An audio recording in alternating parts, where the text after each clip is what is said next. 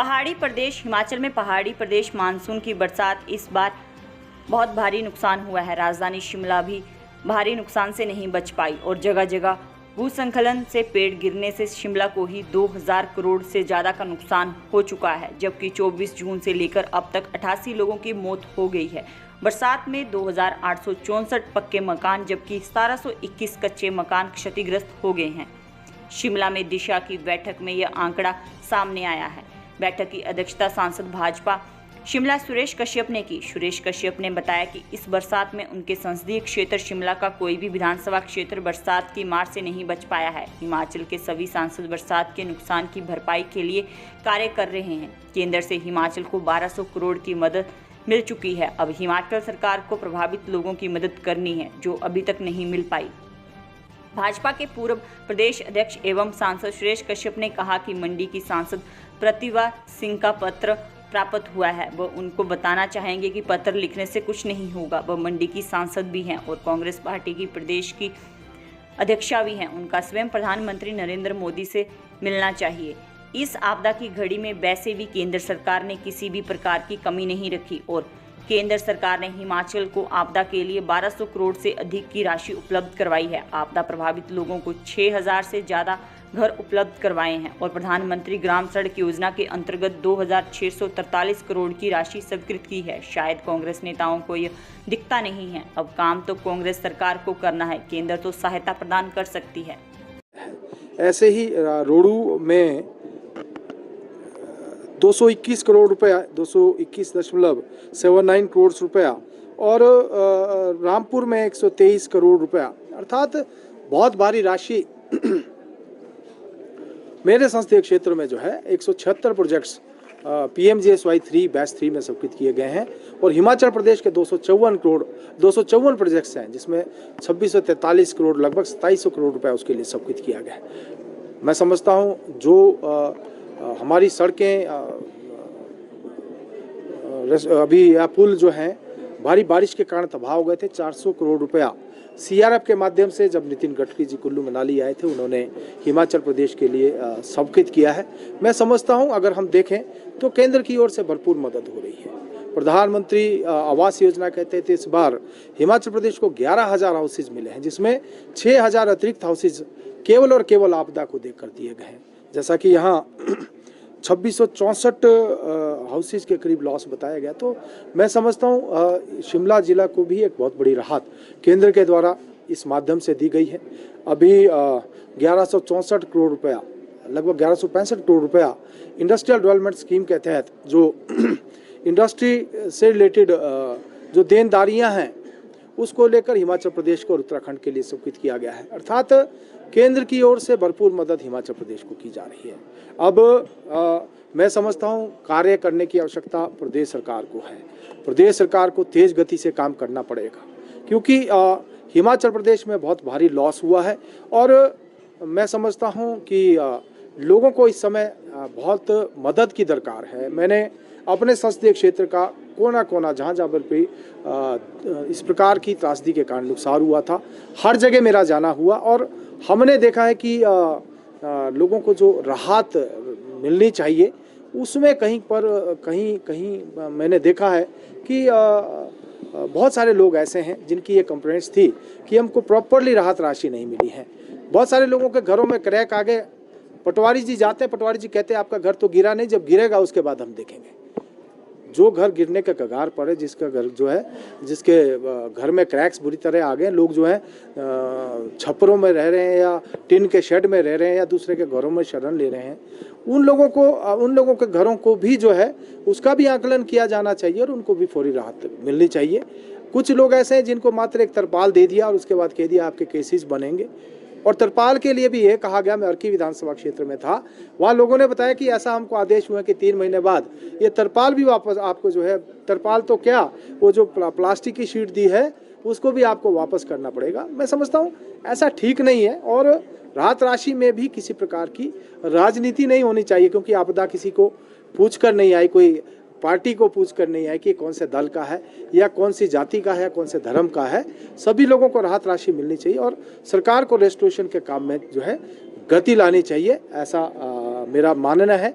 और मैं समझता हूँ सांसद होने के नाते मैंने अपनी ओर से हर क्षेत्र का दौरा भी किया है और मैंने जो हमारा सांसद निधि है उसके माध्यम से भी लोगों को जितना भी हो सकता है रेस्टोरेशन के लिए धन आवंटित करने के लिए, जैसे मेरे पास अभी धन आने ही वाला है और जैसे ही आएगा तो हम उसको आवंटित करेंगे। इसके अलावा खाद्य सामग्री के रूप में भी मैंने करीब 15 टन खाद्य सामग्री जहाँ जहाँ हमारे चाहे जिला सिरमौर और चाहे जिला शिमला या जिला सोलन में जहाँ पर भी इस प्रकार की कहीं पर भी हमसे डिमांड आती है तो उसको भी हम आवंटित कर रहे हैं। अर्थात अपनी ओर से भरसक प्रयास हम कर रहे हैं कि किस प्रकार से पूरे जो लोग इस समय बाढ़ के कारण जिनको क्षति हुई है उसको हम सहायता मुहैया करवा सकें।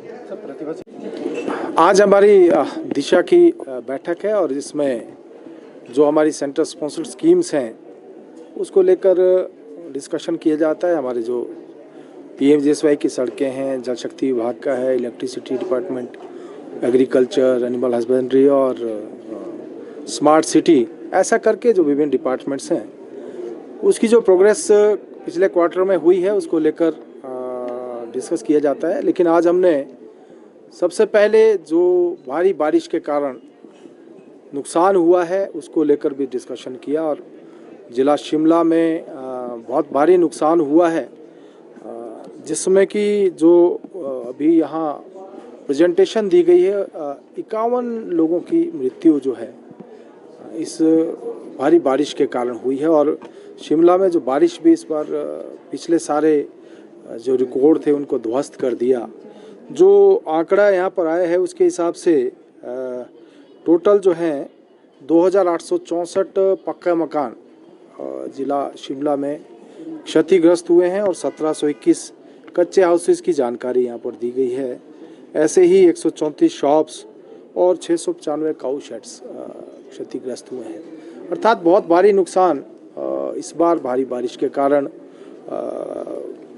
जिला शिमला में हुआ। वैसे तो पूरे हिमाचल प्रदेश में लॉस हुआ और मेरे संसदीय क्षेत्र का कोई जिला और एक आध विधानसभा क्षेत्रों को छोड़ दें जिसमें कोई मेजर नुकसान नहीं हुआ, अदरवाइज पूरे संसदीय क्षेत्र में बहुत भारी क्षति हुई है और बहुत भारी लॉसेज हुए हैं। जैसा हम शिमला की ही बात करें तो एक ही दिन में यहाँ करीब 26 लोगों की मृत्यु हो गई थी, जिसमें चाहे वो समर हिल था, फागली था, ऐसा करके और टोटल 51 डेथ्स हुई हैं।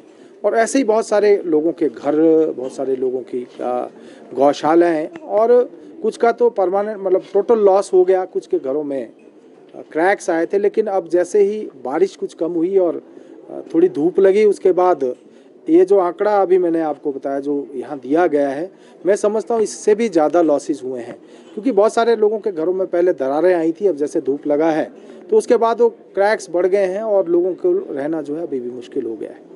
तो कुल मिलाकर जहाँ सड़कों का बहुत सारा लॉस हुआ, जो हमने अभी डिस्कस किया, जो PMJSY की बहुत सारी हमारी सड़कें नियरली कंप्लीशन पे थी, अभी बहुत डैमेज उसमें हो गया है और अब दोबारा से उसका रेस्टोरेशन करना है। ऐसे ही पीने के पानी की बहुत सारी स्कीमें जो जिला में बाधित हो गई थी उसमें से ज़्यादातर रेस्टोर कर ली गई हैं। लोगों को ऐसा कहीं नहीं है कि पीने का पानी अभी नहीं आ रहा है। और इलेक्ट्रिसिटी डिपार्टमेंट का भी वैसे लॉस बहुत हुआ है, लेकिन फिर भी रेस्टोरेशन का काम जारी है। लेकिन कुल मिलाकर मैं समझता हूँ कि पूरे प्रदेश को बहुत सारा लॉस हुआ है। और जहाँ तक हम बात करें कि केंद्र के द्वारा हिमाचल प्रदेश को अभी तक 1200 करोड़ से ज़्यादा की राशि, चाहे वो CRF के माध्यम से या SDRF के माध्यम से आवंटित की गई है। और मैं समझता हूँ कि केंद्र के द्वारा भरपूर मदद की जा रही। वैसे ही 2643 करोड़ रुपया जो PMJSY 3 के तहत, जिसके बारे में अभी हम डिस्कस भी कर रहे थे, जिसमें शिमला जो हमारा सर्कल है उसमें बैच 3 में 16 सड़कें, 16 प्रोजेक्ट्स हैं, जिसमें 178.91 करोड़ रुपया उसके लिए आया है। ऐसे ही रोडू में देखिए, मुझे पत्र की तो कोई जानकारी नहीं है, लेकिन इतना अवश्य कहना चाहूँगा कि हमारी श्रीमती प्रतिभा सिंह जी भी हिमाचल प्रदेश की और मंडी संसदीय क्षेत्र की सम्माननीय सांसद हैं।